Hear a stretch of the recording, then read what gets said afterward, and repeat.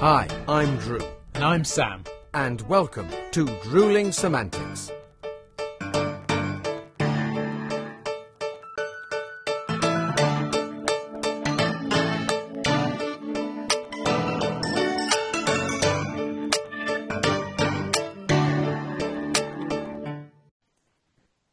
Well, good evening, Mr. Pettis. Good evening, Mr. Dunning. Are you well? Oh, the better for seeing you, mate. And how are you?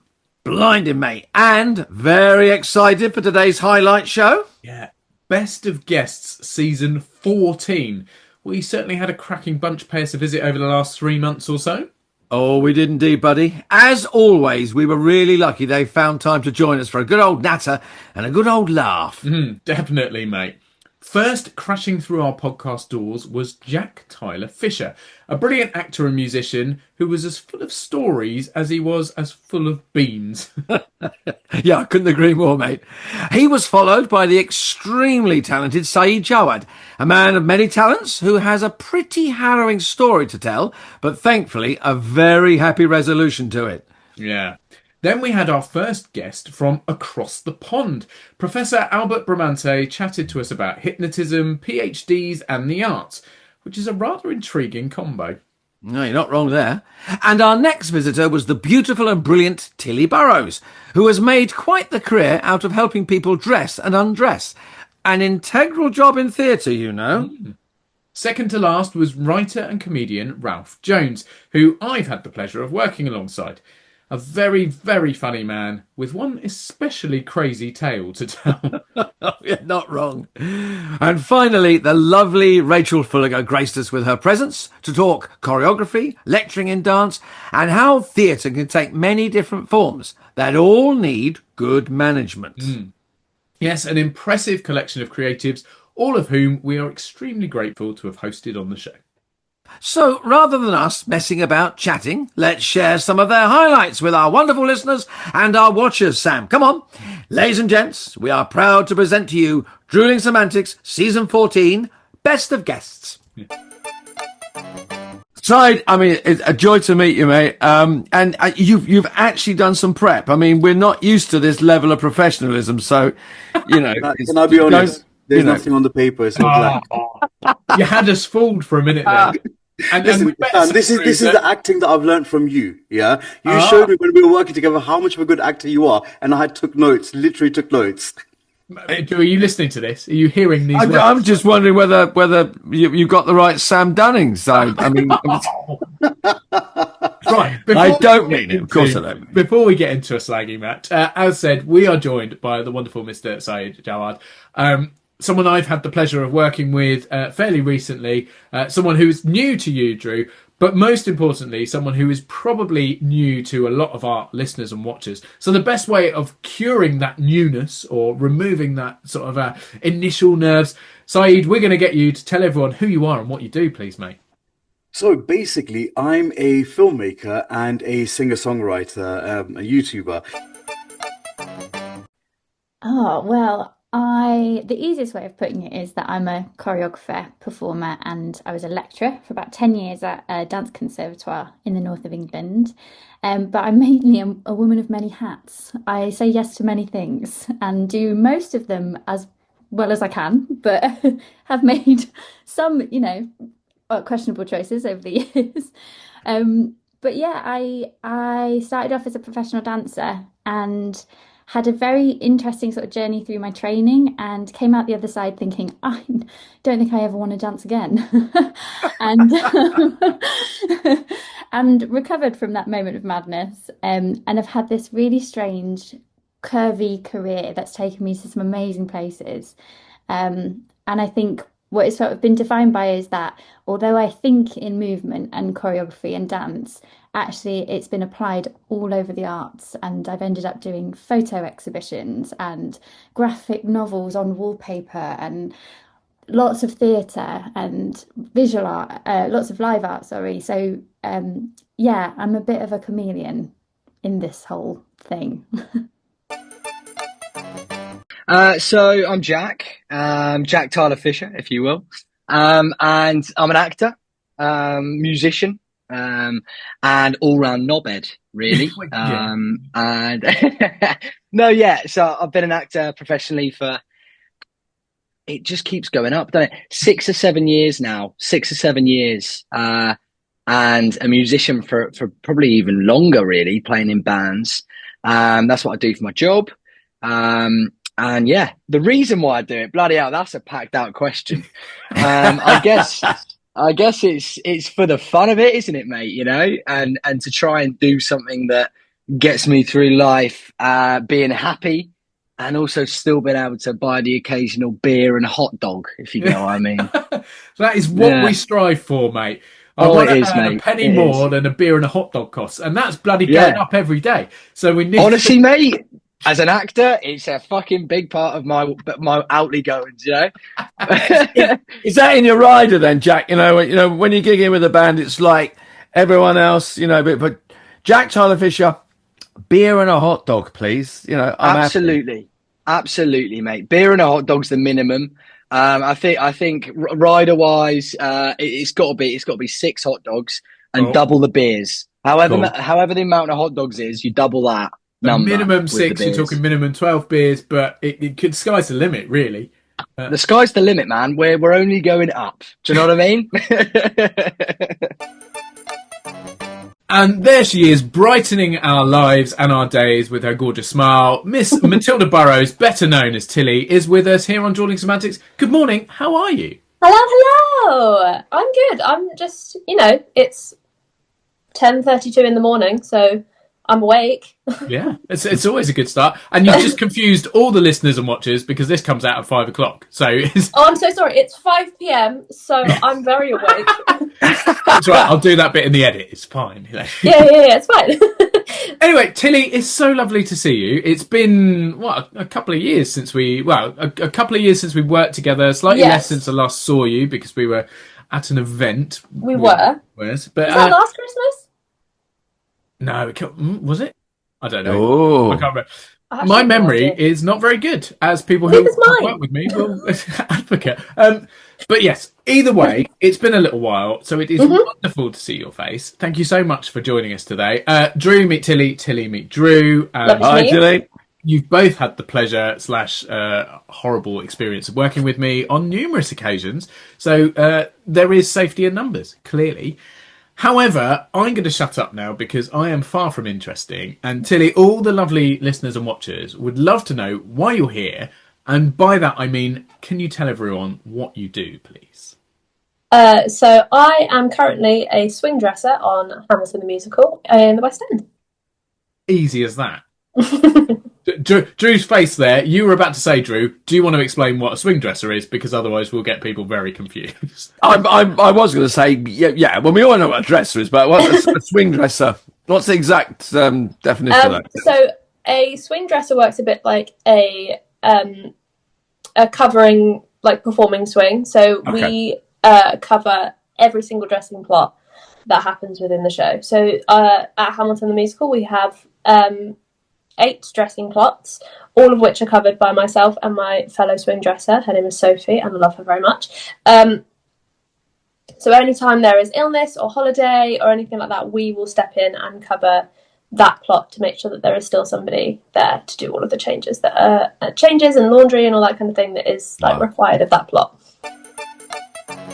You should be interested in me mainly because of the jumper, but beyond that, I do a range of things, a quite eclectic range of writing and performing, I suppose. I do journalism to pay the bills, really. That's my main earner. So I do journalism for a range of publications like The Guardian and the New York Times. I've managed to get a few pieces in the last year or so. Telegraph, NME, Vice, all sorts of places. Whoever will have me, because I am a freelancer and I will basically take anything I can get. And as well as journalism, I do performing and comedy mainly. So I write and I perform in a sketch group called The Awkward Silence, which I founded 15 years ago now. Wow. And we have done shows all over the place, in Edinburgh for the Edinburgh Fringe, and Brighton, Oxford, London, Birmingham, all around the country. That is much harder to make money from, but it is my kind of, it's my passion. It's my real first love. So I think I've done okay kind of trying to marry a love of writing with, a need to obviously survive and pay my bills and everything. But I would kind of love to do more performing, and that's why it's nice to have had a few more opportunities of that kind recently. So last Christmas, I was performing with Sam as a Captain Hook for the Blenheim Palace Christmas Trail, which was Peter Pan themed, obviously. And we got to play a, wonderful kind of larger than life character every single day we were there, on board a phenomenal ship that they had installed and built in the Blenheim Palace library. And what that did was it kind of just combined a lot of the things I love: improv, comedy, just being a different character, all into one role. And so that was when we were doing it, and Sam hopefully would agree that when we were doing it, it felt like we were really, on top of the world, because it was us being paid to have fun and basically just kind of try and charm people and make them feel happier for being there. We were the kind of climax of this experience. So we were there to both greet them onto the ship, but also in a way kind of send them on their way. So that was fantastic. Unusually for me, it wasn't no writing was involved. So, writing is very, very much my day to day. But what I realized was if I could do that kind of job, 6 months of the year or whatever, I'd be very happy indeed. So I kind of combine writing and performing in as many ways as I can. And, I'm quite allergic to being bored. So I quite like trying to, even if it's difficult and even if it involves spinning lots of plates, I quite like trying to eat my cake and have it as well by sort of having fun, and trying to do work that's, interesting and as much fun as possible. So yeah, I don't know. I was thinking, I don't know if you could really call it a career at this point. But what I've got is certainly a strange collection of different hobbies that, just about keep me alive. We are graced by the fabulous, the very talented, the very knowledgeable Professor Albert Bramante. Albert, wonderful to have you with us. Thank you so much for joining us. Thank you both to you, Sam and Drew, for having me on here. I'm really happy to be here. No. Well, we're very excited because, not only, Albert, are you probably our first professor, you're also our first guest from across the pond, from the States. So thank you so much. And thank you so much for reaching out and introducing yourself to us. It's really nice when people come to us and say, I've got something to say. And indeed you have. So without any further ado, Albert, for our listeners, our watchers, please introduce yourself, and how did you get to be a part of this wonderful industry? Well, thank you so much for having me. I actually did this became part of this by accident, in a sense, and a happy accident, of course. So when I was in high school and college, I was really, if you told me I was working in this industry, I would have laughed and thought no, because I was so bent on and focused on becoming a clinical psychologist, and that was my ultimate goal. But I was also very slightly interested, piqued, curiosity. So I was in a drama club in high school. I took some acting classes in college, as electives. and I really enjoyed it, and I really enjoyed like hanging out with like the theater kids, what they called it, theater crew. Yes. Just a really good, fun group of people. Mm. And I kind of just put it aside, went to receive my master's degree, and I landed up as an internship at a talk show in New York, in the U.S., where I was kind of working with on more the mental health side of things, but nonetheless, it was like my first professional show business experience. And I'm not sure if she got syndicated in the UK. I believe she did, but it's going to date me, but this is the Sally Just Raphael show. She was the one with the big red glasses and all that. And so it was kind of a good experience to get my in the door, like my foot in the door in professional show business, see what it really is like. And it was an eye-opening experience, in the sense that I really learned how talk shows are done, and it's a lot different than what I thought, I'll say that. Yeah, very much. Yeah. How much scripted and really staged a lot of it is, even though the issues might be real, but it definitely was very choreographed and staged. Yeah. Like they would tell like the audience when to gasp, when to clap, when to sigh. And then of course the guest was kind of like coaxed on what to say. The host read from the teleprompter, so everything, even though it looked off the cuff, it wasn't. Yeah. So I've been very fortunate in that everything that I've done has required me to wear multiple hats. At the same time, like when I first worked with Sam, like I was an ASM and dresser and props and all of these other kinds of things, which was really, really fun. And then I kind of fell into dressing. It wasn't what I went to university envisioning myself doing. I thought I was one track mind. I'm going to do stage management. That's what I'm going to do. That's what I've always wanted to do. And then I started working in costume and in that world. And I went, actually, this is really fun. Like you get so much more like one-on-one time with actors and you get to make so many more friends. And because you're in that world where everyone wears costume, like backstage, you talk with sound and you talk with everyone else, you get to be a lot more social, I think, because you're not having to necessarily worry about like, oh, well, that comes off here and I have to make sure that I'm there to collect it. Otherwise the actor's going to be stood there holding a chair going, I don't know where this goes. Like, do you know what I mean? Yeah. But yeah, I kind of fell into costume and I'm having a really fun time. So, and I've been, as a dresser, I've been at Hamilton for 2.5 years now. So it's been a long time and I'm still having fun and still being able to move upwards and forwards and things like that, which is really useful and fun. That's cool. Cool. I feel like it's the obvious thing to say, isn't it? This is what I'm born to do.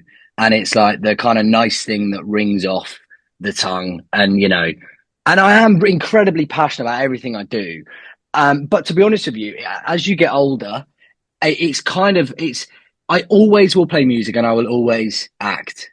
But it's when I was younger, it was my entire self-worth and happiness. You know what I mean? And I think that is important to have it as so. But I do also think that it can also be a little bit unhealthy at the same time.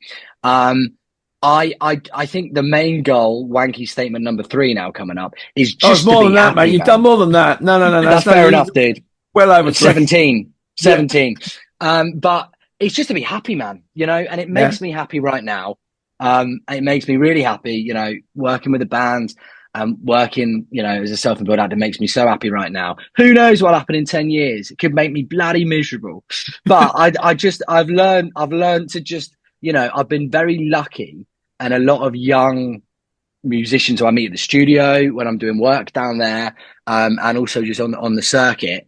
And the same with the acting world. You get asked for advice a lot, and they're so desperate and passionate, and you need that at that age. But I think it's also important. I've also seen people who go the other way, and they are very, very sad and angry at the industry as well, because it can get you, man. I mean, you guys know it can be a nightmare. You can get so close to a huge opportunity and it's just taken away.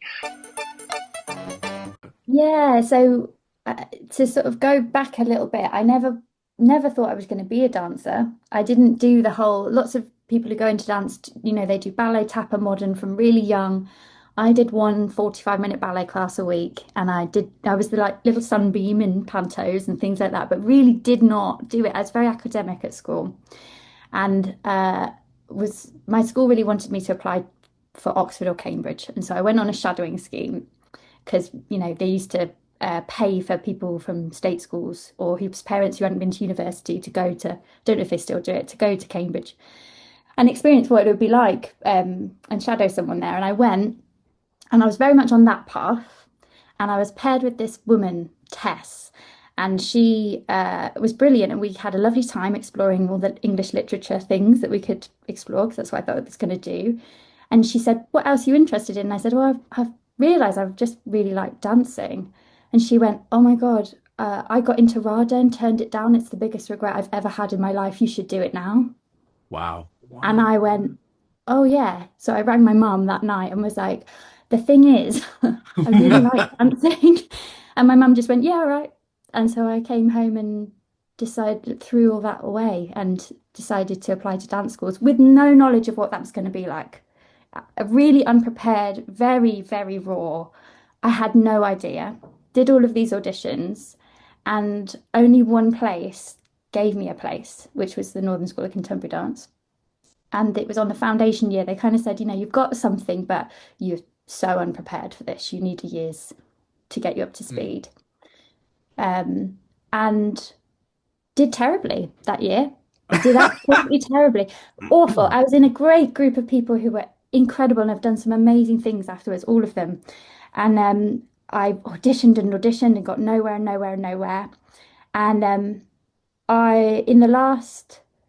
And in the last week of doing that course, I thought, right, I've had this wonderful year and I'm going to go home and do English literature and it's fine. It's fine. I've tried it. I tried. Yeah, and we part of that sort of graduation week for that foundation, a professional choreographer comes in and works with you. And in the last rehearsal, I kept coming on stage, and every time I walked on stage, he said, Rachel, I don't need you in this bit, and cut me. And I was in 15 seconds of this 25-minute piece. And I went in the toilets and cried, and then was like, it's okay.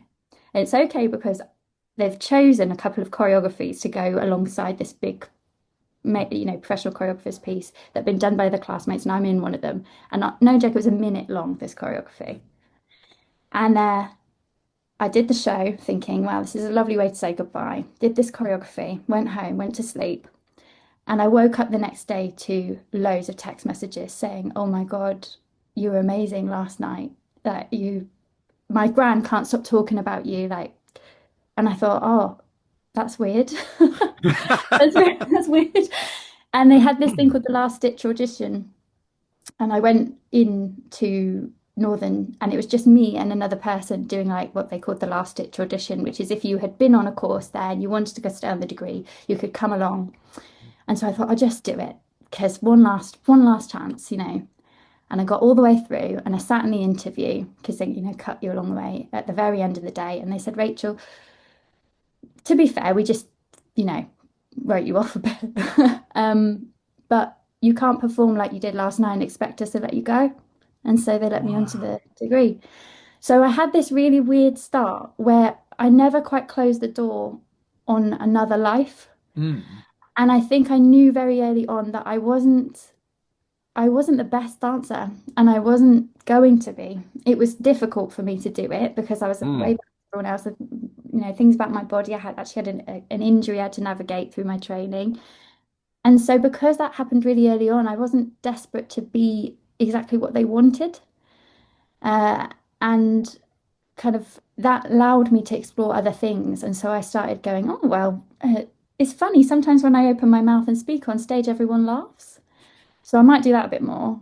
And, maybe I'll dress up as this character. Or, I started sort of pushing at the boundaries of what dance was. And then a we had a change of leadership, and someone came in who's the most amazing educator, amazing woman, who just sort of was like, I see what you're doing. Keep going. Like, I don't know what it is, but you need to follow whatever this weird thing you're doing is, and gave me the permission really to open the door to actually a lot of theatre. And that's kind of where I stepped out into. I was never going to be that professional dancer that kind of performed all those nights a year and did these incredible things. That just wasn't going to be my path. So, yeah. When we're talking about music, yeah, I don't know if I should share this. I used to love Backstreet Boys and Westlife. A full boy Nothing wrong band, with that at yeah, all. you know. But obviously, you know, after life-changing event after the heart attack, you know, I sort of really refound my faith in being a Muslim. You know, music is something that we don't listen to. You know, so now is this going to be something that I continue? Well, look, in all honesty, it didn't really start off as a career anyway. You know, I only started doing this as just as a hobby. You know, and out of nowhere, just by the grace of God, it just grew. And now, you know, but we're now at like 50,000 subscribers on the YouTube channel. And I was happier with 150 subscribers. You know, by the grace of God, they're here with 50K, yeah?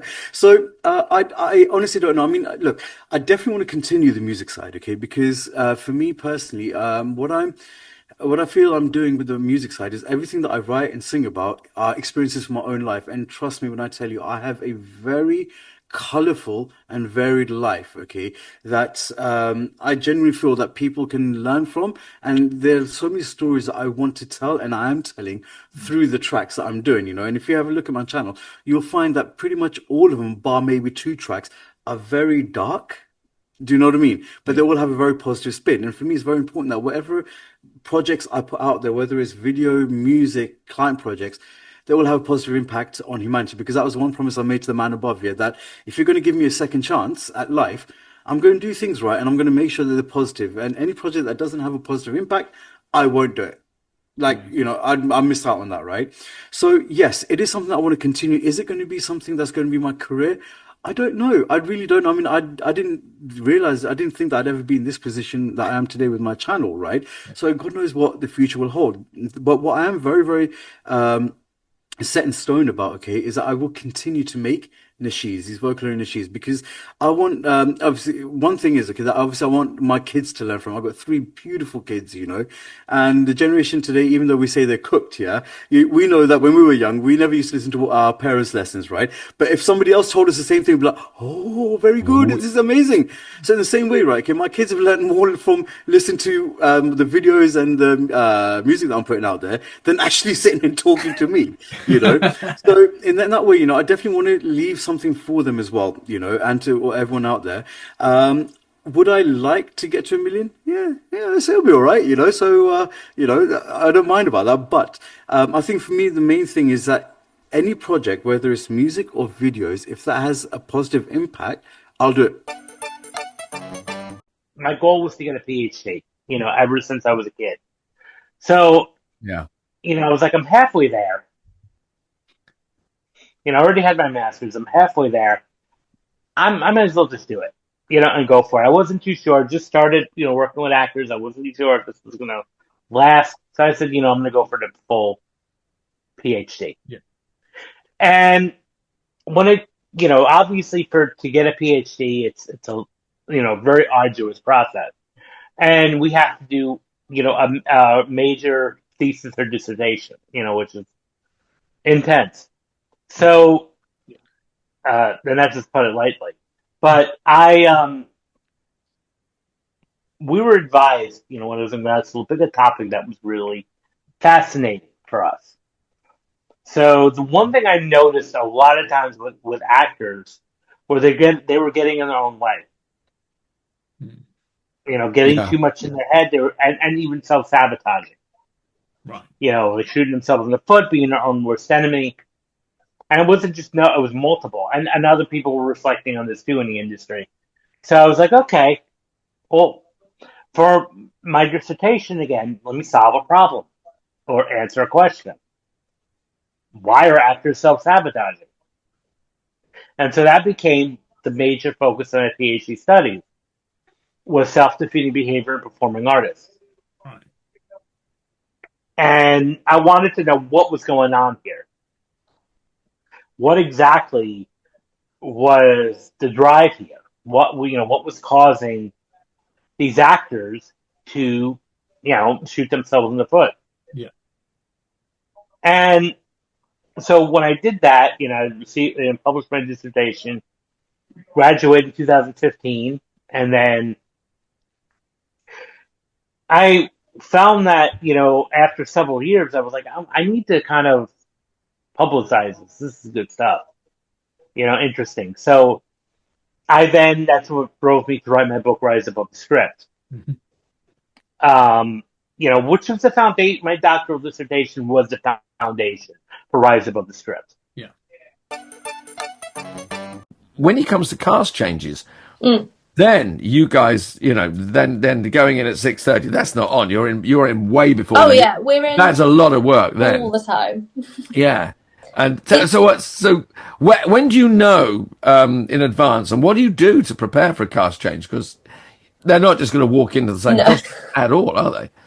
So our cast changes at Hamilton typically happen around the kind of June, July area.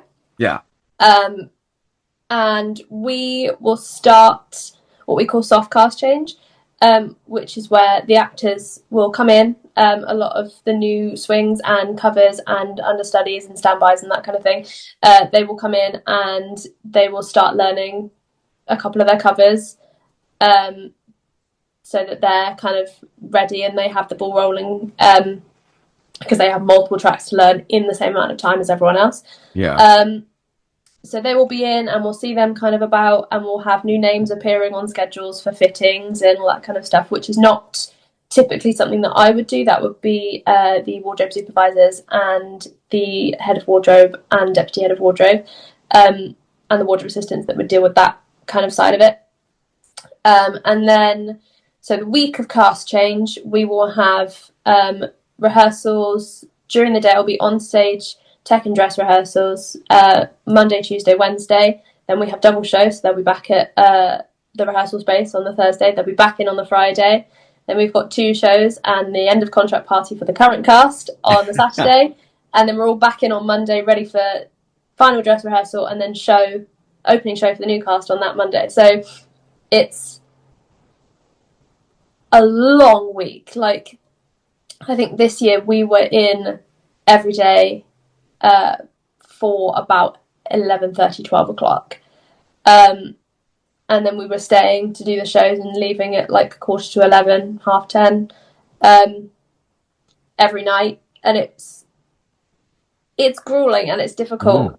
But what really makes those periods is friendships, like friendships that you have within your department or other departments, and really leaning on each other to be like, no, come on, we can do it, you can do it, I know you can, like, and the fresh energy of the new cast that's so excited to be finally doing it after spending weeks learning it, to be actually in the space and doing it in the costume and getting to know us and us getting to know them. It's challenging, but it's really, really rewarding, and it might actually be one of my favourite times. I was doing English with creative writing, as a degree. So I had already realized that I wanted to pursue writing as seriously as I could. And then after university, there was a moment where I could have become a teacher, and the world is a far, far better place for my not having become a teacher.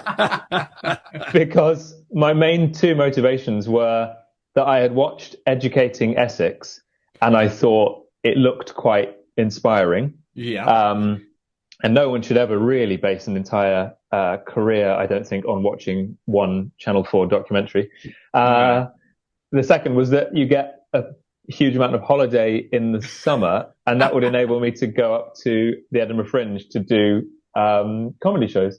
So, when your main reason, or one of your main reasons for pursuing a job is the holiday that you will get, you've kind of got to examine your choices a bit. So that luckily didn't happen due to very boring kind of admin cock-up. And what it meant was that I turned to what I really wanted to do, which was actually do doing a magazine journalism master's, because in the interim, I had kind of started writing. At the time, I was it was a very, very anti-religious streak in my kind of early 20s, and I was writing pieces on, standing up for non-belief and standing up for atheism, essentially. And I got published in the New Statesman, and that piece was shared by people like Tim Minchin and Darren Brown.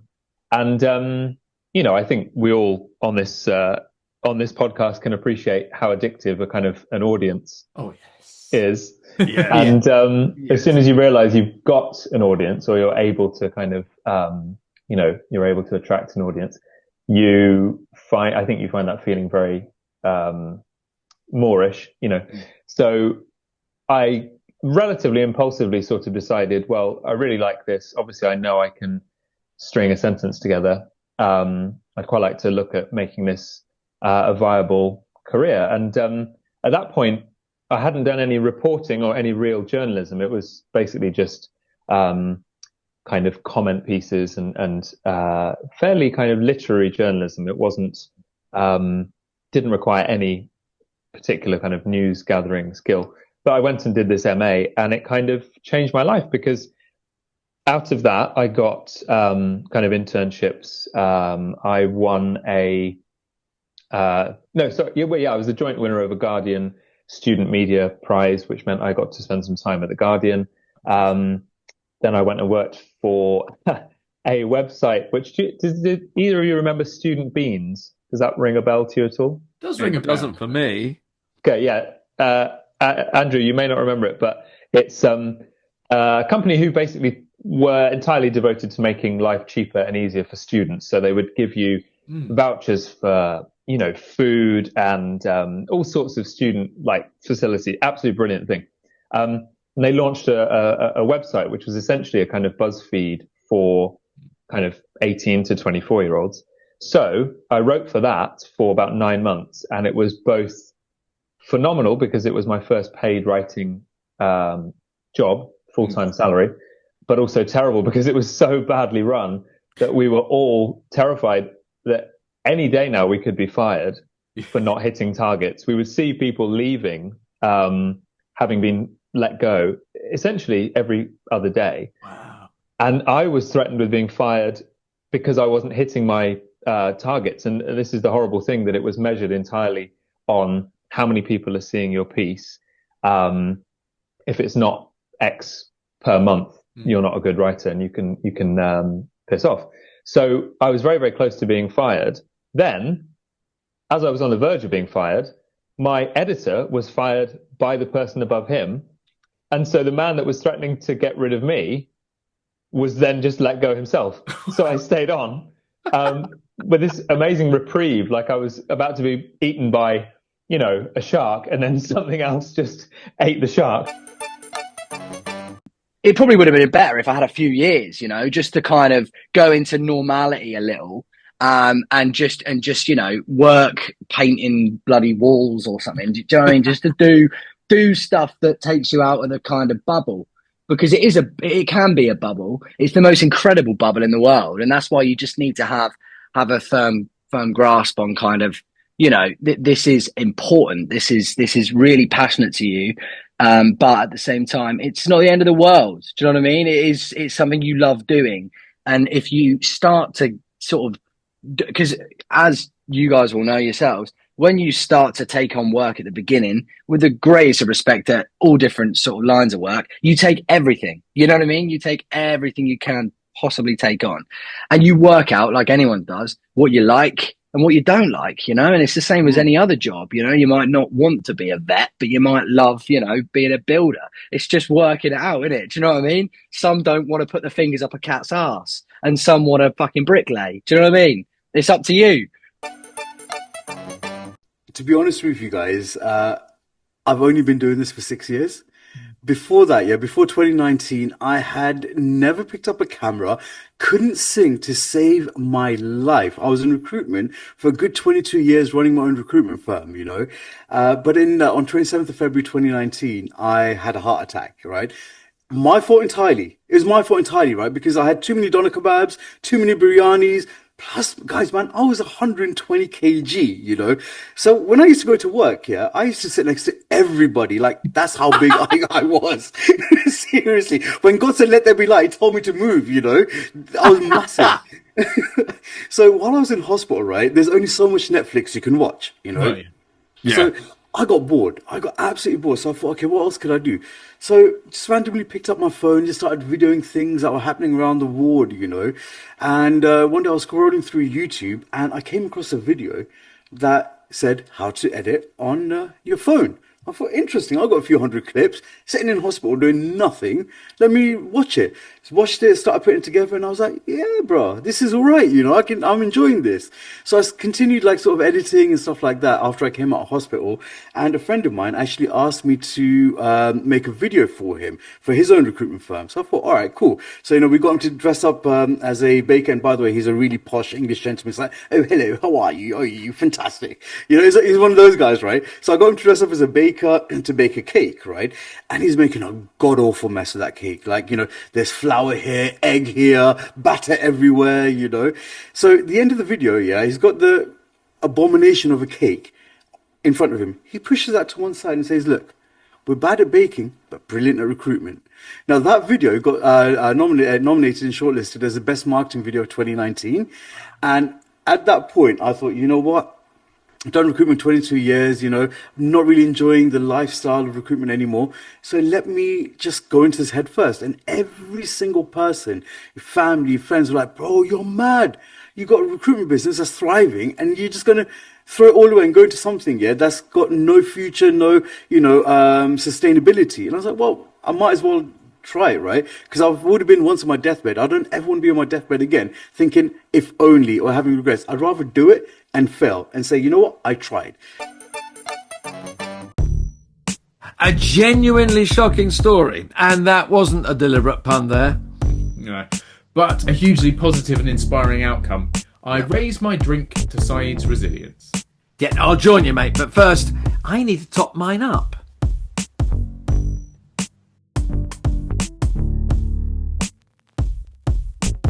Right, done. Good.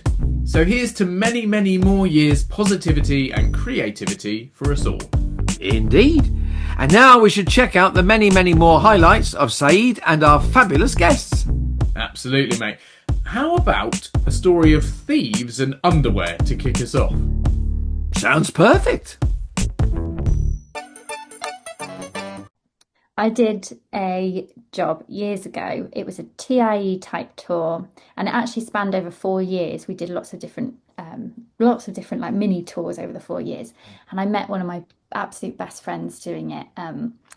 And she's a fantastic dancer, wonderful community facilitator, incredible human being. And we had a lot of very funny things happen over these 4 years. We were in primary schools.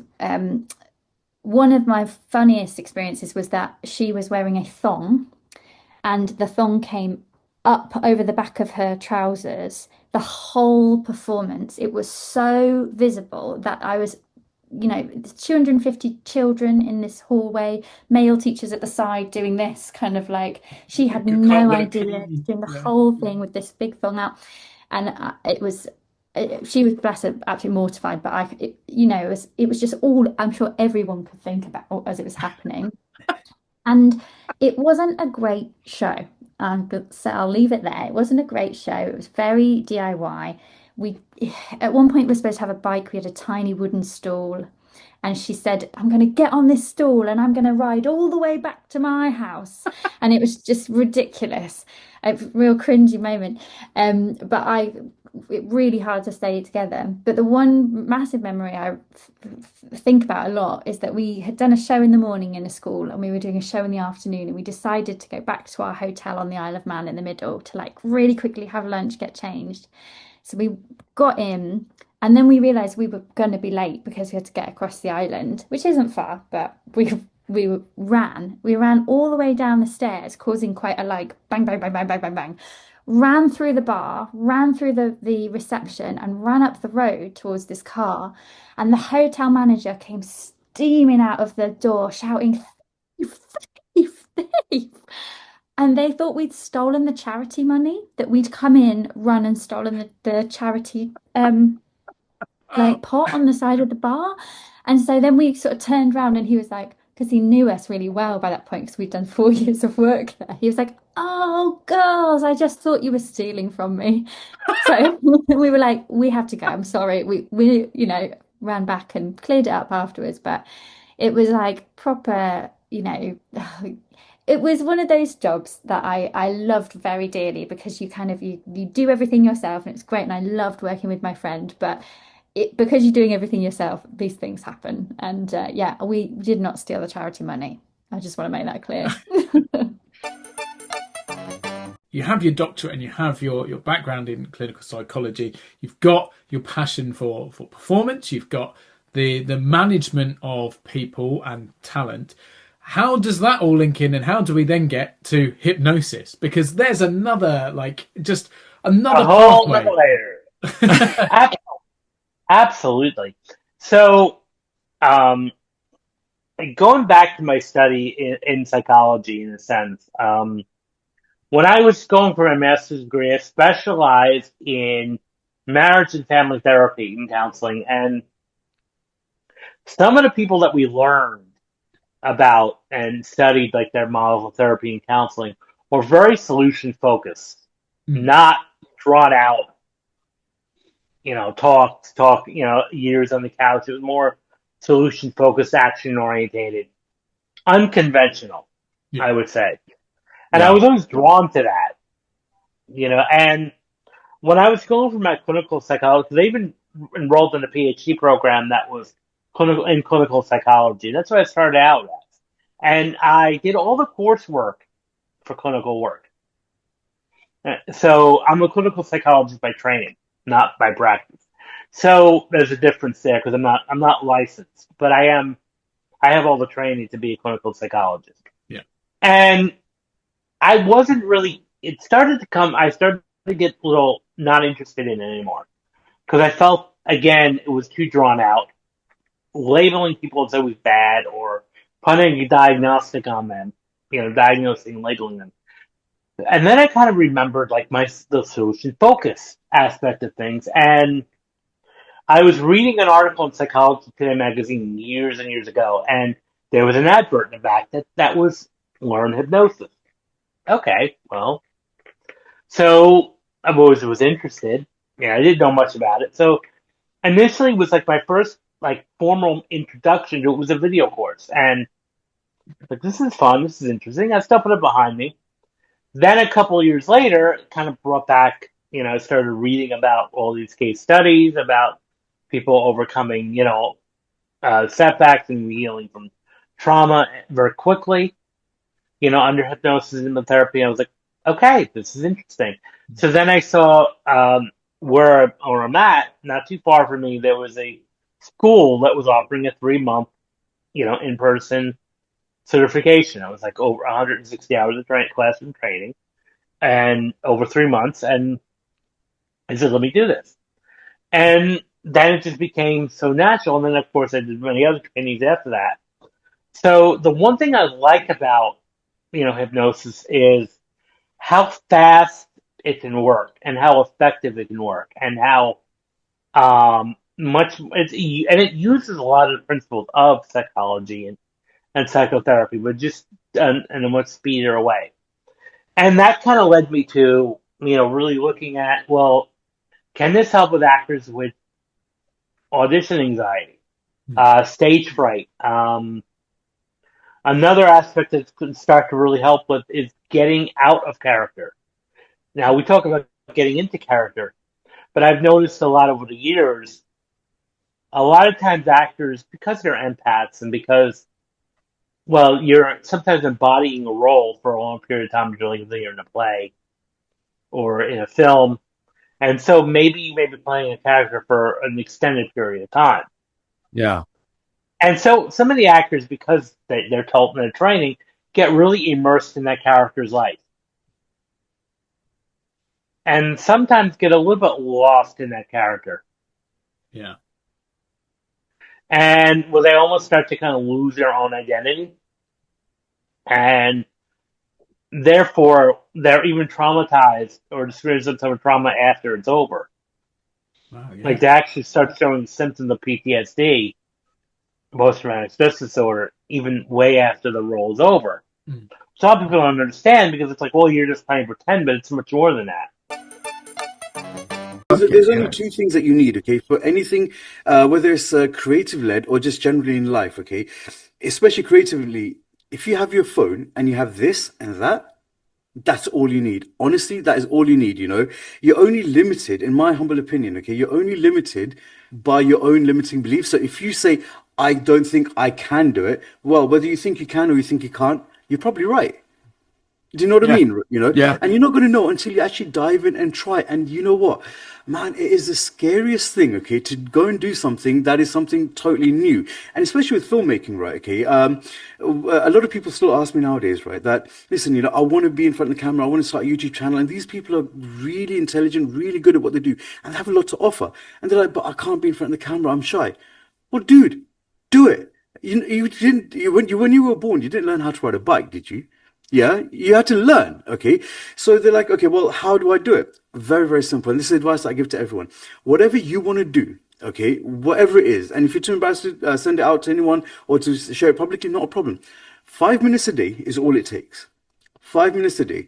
You sit in a room at the end of the day, for example, if you want to learn how to talk into the camera, come home after work, 5 minutes, put the phone in front of you, and just talk about your day. You don't have to show anyone that video.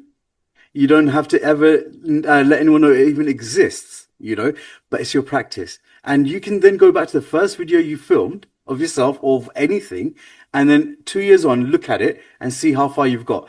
You just have to make a start. You just have to make a start. It's becoming a little bit more popular now. I hadn't heard of a lot of other theatres doing it previous to working at Hamilton. I know that we do it. I know that Les Mis and I think Phantom do it as well. Don't quote me on that. Wicked. Wicked is the other one, not Phantom. I was just saying Wicked. I thought Wicked, yeah. Yeah, so we put on an extra matinee on a Tuesday. It starts a little bit earlier than our regular show.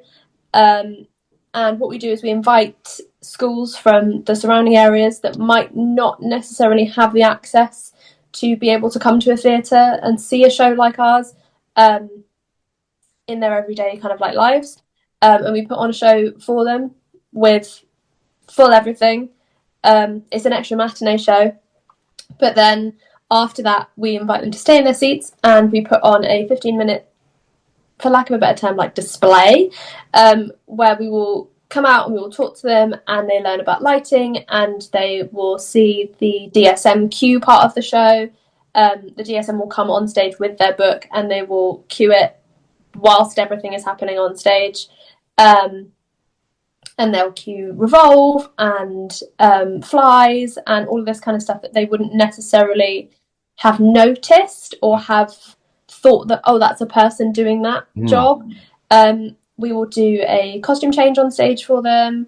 They then get a Q&A with a member of the cast will answer some questions, front of house, the band, wardrobe. Like, we will answer all of their questions that they have to try and encourage young people to realise that it's not just being an actor and helping to kind of shine that light on that it is also all of these other people, because we will all come on stage at the end to show them that yes, you see these 25-30 people, but actually it takes like 130 people to put this show on every night.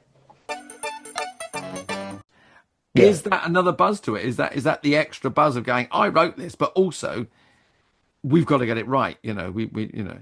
Yeah, for sure. I mean, I think you've touched on something interesting in the kind of internet age, because, you know, we at the moment are putting out a sketch a month on, you know, on Instagram and TikTok and all of the, you know, increasingly numerous social media platforms. And the lack of kind of immediate feedback is really jarring, because when you're on stage, that feedback is immediate. Obviously, for better or worse, it's immediate, and you kind of know you may have known in yourself in advance whether something was going to go down well or not, but you don't truly know until it's been, it's been subjected to that test. So when you do stuff online, obviously you get the metrics of, a huge number of likes will be the sign of a successful sketch. But then again, you just don't feel the laughter. Obviously, you don't know which bits people liked, so you don't necessarily know if a certain line was the strongest or the weakest in the whole sketch, unless someone specifically tells you.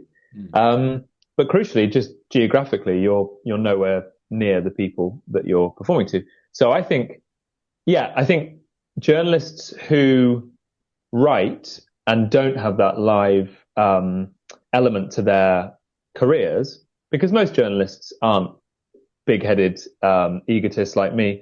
They like squirreling away and writing stuff, never really seeing people's reaction to their work. If they become a novelist, which is very common, they might do a reading or they might do an interview or something. But generally, you're kind of, in a way, you're highlighting other people's work. In journalism, you're saying, I'm going to go and speak to this hugely famous, well, if you're a culture journalist, I'm going to speak to this hugely famous film actor, and the spotlight is on them. It's not about me. I'm in a way trying to hide myself and be as invisible as possible, because the whole point is the person on the front page is going to be this amazing actor.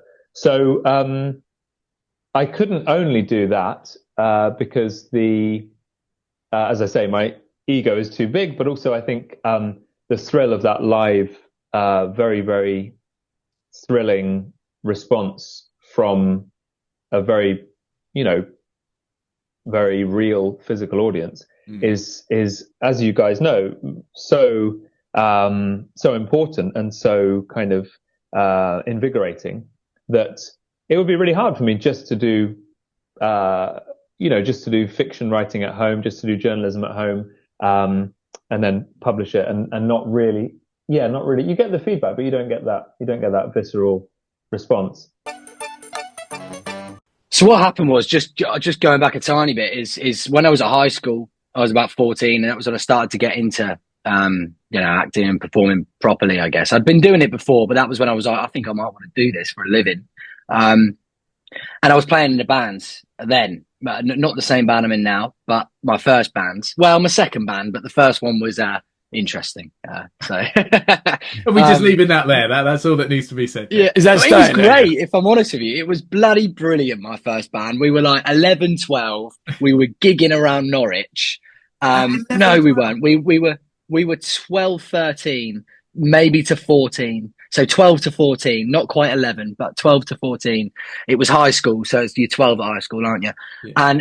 And we were doing stuff that was so out the box for that age. It was kind of vocally, I had never sung in my life, and it was very squealy and very shouty, but bloody hell, we listened back to it, we recorded it, and it's very particular. It's kind of got a shouty, kind of punky vibe with a lot of kind of Midwest American emo-y kind of stuff in there. But it was so forward, mate.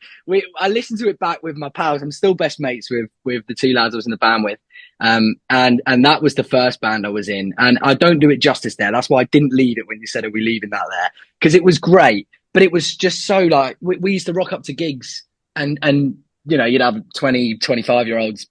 So like, who are these scrawny little shits? Do you know what I mean? And then we'd play like, mate, you're still a scrawny little shit. Just absolutely, bruv, absolutely. But it was that then, but then we'd start playing, and then they'd sort of go, oh fuck, because our guitarist was unreal, our drummer was unreal, and I was there. So it was doing yourself a disjustice, mate. Like. But it was great, mate. It was brilliant because they sort of like then realised when we started playing our heavy kind of music. It wasn't heavy, but it had a bit of bite to it. They thought we were going to do our sort of acoustic singer-songwritery stuff, and it really wasn't that. So that was where it originated. But then I started another band when that band dispersed, and I was playing with them, Lovely lads, best mates at high school. And it was great. It was very much like one of those American films where you're in a band in high school. It was great because everyone would listen to your music in high school. Everyone kind of liked the music. Everyone would come to the gigs. You could sell out gigs because you had so many fuckers at school, in your school year. And it was just great. So that was brilliant. And I really enjoyed doing that. And I was in that probably 15 to about 18. And we released good music, and it did well. For us, it did well. It wasn't life changing or worldwide success or anything, but it was good fun, and the music was heard by good people. And we gigged loads. We did lots of brilliant shows, especially in Norwich, where we sold out brilliant places in Norwich, and it was a very kind of coming of age kind of band that was really fun. We are, to not get too philosophical about it, but we're upending expectations of how you're supposed to behave in those spaces as well. Yeah. And I think, people go into Blenheim Palace and it's like, don't touch the books, don't touch this, behave. And actually we're going, okay, come and misbehave a little bit with us. Come and do something kind of that feels a bit cheeky and sort of different. And also, the first year we were there, I think they were very taken aback because I had, grandmas doing ballet, following a sugar plum fairy down the room, and kids doing the worm on the carpet with the nutcracker, and they were like, what are people doing in these spaces? But actually, those places need to adapt. They have to be fit for modern audiences who don't have the airs and graces of 300 years ago. They need to live, don't they? They need to breathe again. Yeah, and they need to play and be enjoying. I say public spaces, but of course it's not quite public space. Somewhere in between. Whole other podcast. But I think it's really, we're doing this really lovely thing, which is connecting people to a sense of childhood and play as adults. That's the moment I sit back and I go, oh look, the small child is going, wow, but the adults are also trying to do a sword fight with Hook, or they're or coming up and they've prepared their line because they've been 2 years before and they know they're going to meet the character, so they're like, this is what I'm going to say, this is what I'm going to say. I find that wonderful, and I think that's why now I realize after sort of a big career that actually I'm not quite interested in dance. I think it's people. I like people, and as long as I get to work with people and be creative and make something exciting happen, that's kind of what leads me into all these other things. You said that thing that people was, there you are, you go, I'm going to do this, I'm a complete change of career, a light has shone and give me an idea, and all those people are going, Saeed, you're crazy, what are you doing? You must be mad. Do you think, have they now turned around and gone, yeah, great decision, the right decision to make? Have they kind of, have you changed their minds, and B, are they now behind you? Are they encouraging now and seeing that the new Saeed Jawad, the lighter, trimmer, healthier, alive mind man is now, and they're going, wow, this is the guy we like. This is, where was he before? Well, first of all, I don't know who this lighter trimmer, enlightened mind Saeed is, but I like the sound of him anyway. Well, you look great to me. I mean, I don't know what you looked like before, but you look great now. I'm flattering the guest. Shut up, Saeed. Let me get on with it. I appreciate it. You know what, now, Drew? That is such an interesting question, right? Yes or no is the answer. Yes or no. Okay. Now, during that period, there was a massive element of self-doubt that got implemented into me, because the people that I truly trust and respected and had as my confidants, they were the first ones to say, you're mad. Now, when somebody you trust, family and friends, turns around to you, and says that, of course, any normal human being is going to be like, bruv, what am I doing? Yeah. But I'm a stubborn idiot as well. So, I kind of do what I want to do, right? But that self-doubt is always in the back of my mind. So, in the beginning, it was very, very difficult. So to start off with, I would send out videos to people, they wouldn't like it, they wouldn't share it. And obviously, I wasn't doing it for the likes and shares. I was doing it because I just wanted to do it. But a bit of pride as human beings is nice, to say, oh, look, I got a like, I got 5 likes, I got 10 views. It was nice. Fast forwarding a little bit further, when I started gaining traction with my firm, with my YouTube channel, a lot of those people were like, oh, you know what, we were wrong. Yeah, well done. But equally, there was the same amount of people, if not more, that I considered very close and personal friends that disappeared from my journey of life. Well, And that left me very, very shocked. I'll tell you why. Because these are people that I see every single day. There were people that I would consider really, really good friends. And I realized one thing, that they were friends with me for the person that I used to be, not the person that I am now or that I was becoming. yeah. Including family, including friends, because they hadn't in their head I was a type of person who was living a certain type of life. For me back then, it was all about chasing money, business, this, that, and the other. After the heart attack, it was all about, nah, man, it's about life, it's about enjoyment. I don't care if I got money or not. That's the last thing. I got my health, got my family. Yeah, I'm living, I'm walking. Just enjoy every single moment. So I became the total opposite of who I was. And suddenly, those people that I thought were the people to me suddenly just disappeared out of my life. Saying that though, I genuinely believe, yeah, because not only did that event reinforce my belief in life and my whole mindset, but also my belief set within my faith as well.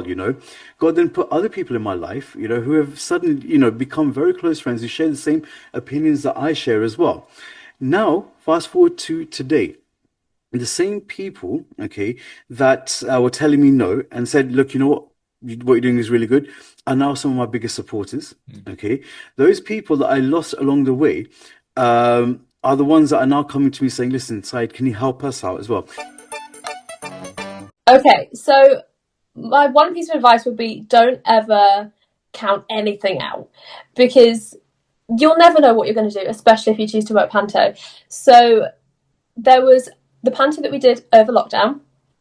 It was called Almost a Panto, and there were 3 actors on stage, and we had 3 members of backstage team. So we had a DSM, and then myself as ASM, and then the lovely Martin Allett, who you've worked with, Sam, was also there.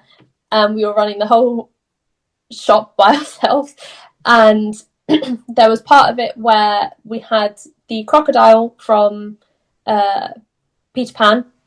We went, oh, we need someone to be the crocodile. Muggins over here was told, you're going to be the crocodile. And I was like, great, got in the costume. The costume is made for a 6 foot tall man. I am not that. I'm a tall woman, but I'm not that tall.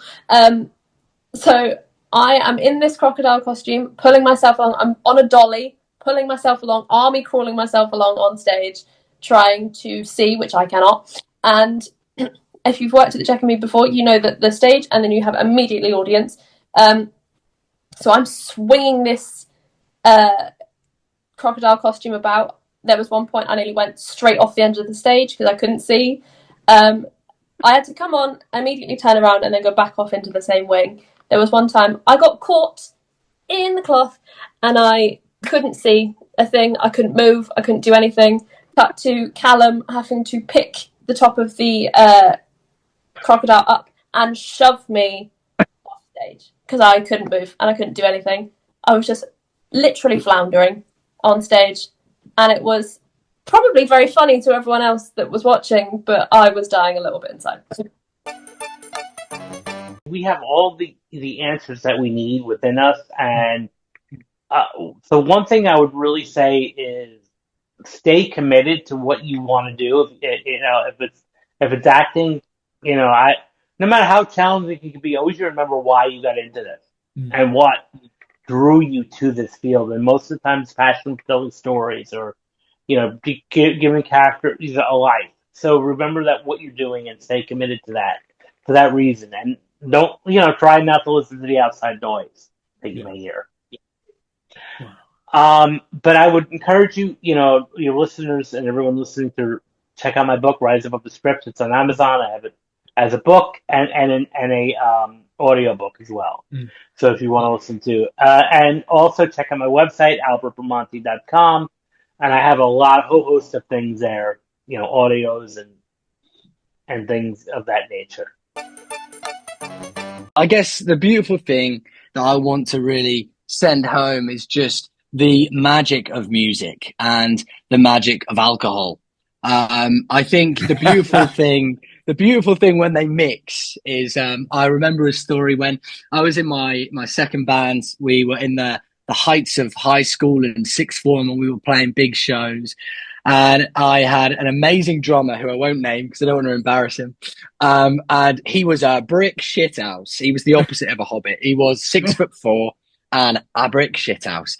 And we played a show, and we thought we would get him more and more drunk as we were playing the show. And it was fine while we were playing, but there were more and more beers happening and blah, blah, blah. And then, as you do, we all go back to a house party. Because we'd played a show, and this guy was big, you know what I mean? A big guy. And when he got drunk, he really got drunk because it took him a lot to get drunk. And we go away, we're still drinking, we're having a great time, you know, after a great show, and people are back at the house party. And we all decide we're going to stay at this house party, you know. So the girl whose house it was says, you can stay on this sofa, and I'll stay on this other sofa, as in me and my drummer. So we're all going to sleep, and we think everything. What a brilliant night! Do you know what I mean? This has been excellent night. You know, I can't believe how well we've done, and that we're still awake. Anyway, so I'm sat asleep, or I'm laid asleep, on the sofa, and we've been asleep for a little while, and all of a sudden, all I hear is like a sort of demon being pulled out of my friend's kind of vocal cords, and all I hear is. And I fucking shoot up in bed, and I'm like, what the fuck is going on? What the fuck is going on? As far as the eye can see, on this lovely girl who'd offered to put us up for the night's fucking carpet was the biggest pile of sick I've ever seen in my entire fucking life, okay? And the best part about it was my drummer is sat up in bed. He has sick all around his mouth, all down his top, all over the sofa, all over the floor. And he turns to me and he goes, Fisher, someone's been sick. I'm like, what the fuck do you mean? What the fuck do you mean? Yes, someone's fucking been sick, dude. You fucking silly bastard. A couple of years ago, I got really, really bored. And I was like, I need to do something else that's creative. And I kept thinking and thinking and thinking. And then it hit me. I terrorized my wife with my voice. Let me terrorize the world, yeah, and sing. So that's when I taught myself how to sing, how to produce. Started off my YouTube channel called Sai's Life, where I put everything on there. And for me, it was a case of like, I wanted to do something a bit different, you know, with the tracks. So what I decided to do is to do something called vocal-only nasheeds. Obviously, being a Muslim, you know, I wanted it to be something very positive, something that inspired me personally as well, especially having that life-changing experience. So I don't use any musical instruments, none whatsoever. Everything you hear on my tracks is done by my voice and then processed to sound like an instrument or to sound nice, really. When I was in the job that I mentioned earlier, the first writing job I had, which was kind of at this Student Beans, Student Beans company, I noticed, in fact, a colleague there had retweeted something to enter a competition, and I just thought this looks really fun. I'll enter it as well. I'll retweet just to pass the time. I'll enter because this prize looks really funny. So I entered it. Never thought about it again for a couple of days. And then someone rang me up at work and they said, "Hi, is this Ralph Jones?" And I said, "Yep." And he said, "You entered a couple of days ago. You entered a competition to win a replica of the Game of Thrones Iron Throne, but made almost entirely out of dildos." Oh no! I've seen the photographs. It is hysterical.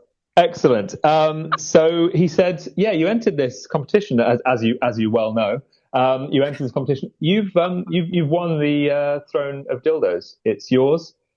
How would you like us to get it to you? It's about 6 feet tall, and about 4 feet wide. How can we get it to you?" So I'm at work thinking, oh my God, I never thought I would actually win this thing. I just pressed a button on Twitter and now I'm lumbered with about 80 dildos attached to a massive chair. And I didn't really think this through. Should I bring it to work? Should we store it at work? I spoke to people at work and obviously they even though I worked for a company where we were definitely trying to create, viral articles and content all the time, they thought that was probably a step too far, actually installing a throne of dildos in the office. So then I looked at my flat. I was living in a flat at the time in London. Nope, we couldn't plausibly get it into the flat. Just actually too big. So I had to rent a garage in London in order to store this massive throne of dildos. And then once it was there, and I was paying, whatever it was, £200 a month for the privilege. Once it was there, we made a video about it, for this company, for this website. Made a great video that got 250,000 views and was covered by BuzzFeed. I think someone said it was very briefly mentioned in the New York Times, possibly in print, because they said they were reading about it on the subway. So it traveled the world. Then having lost money on this deal, obviously paying to store it, I had to then try and sell the bloody thing. So I put it on eBay, and that again generated more coverage. Yeah. Actually, that was the thing that generated the most coverage, because it was this guy is trying to sell a Game of Thrones dildo throne. And because it wasn't strictly brand new, because I kind of unwrapped it and blah, blah, blah, I had to list this dildo throne as used on eBay. I had to say, this is a used dildo throne. I didn't have the space to kind of say the dildos haven't been used, but, wow. It's very much been wheeled in and out of a garage. So it's kind of it's not brand new. And it took a long time to sell this thing. It was like an albatross, like a dildo albatross around my neck. And eventually, I managed to sell it to someone who ran a kind of something called Sexhibition, which is pretty much what it says on the tin, an array of kind of sex paraphernalia. And she bought it for about 600 quid. So I ended up making approximately 400 quid on the whole thing. But more importantly, it was the story that that I then told people for the next 10 years. Whenever an interesting fact about someone had to come up, I would volunteer it very proudly and say, did you know I once briefly owned a throne festooned with dildos?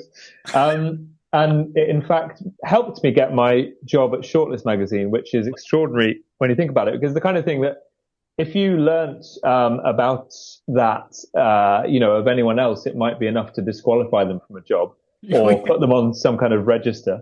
For me, it was a writing job that I was going up for, obviously, and they said, yeah, why don't you tell us about this weird thing that's happened in the last couple of weeks or something, or couple of months. You own a dildo throne now or something? And so I then did exactly what I've done for you guys and told them the story. And I suppose, I don't know if it helped, but it certainly didn't hinder my interview, because they, shortly afterwards they said I got the job. So I hope they thought this guy seems vaguely interesting, and if we keep him on, we might get similarly weird stories for Shortlist, and that kind of proved to be true. So it was an absolute blessing, and really, really illustrated how kind of odd things sort of drift towards me. I'm a kind of magnet for the weird, I think. Sometimes, Drew, we end our highlight shows with words of positivity or examples of overcoming adversity or impressive bits of advice. This time, we've not really done any of those. Yeah, I think it's safe to say Ralph's tale is not one we will be regaling for inspirational purposes, but it was bloody hilarious, wasn't it, mate? Yeah, and it was a brilliant way to end what has been a brilliant reminder of the brilliant people who visited Drewling Samantics this season. Brilliant indeed. So another huge thanks to Jack, Saeed, Albert, Tilly, Ralph and Rachel. It was our immense pleasure to chat with you all. Now, on to next week, mate. It's highlights of us. Yes, and the target is to be as entertaining as the guests of this season, buddy. But everyone will just have to tune in next week and see if we can achieve that. That's all we can do. Yeah, gotta love a challenge and a cliffhanger. So, I'll see you next time for the big reveal. Oh, you will indeed. Cheers, mate, and goodbye, everyone. Bye.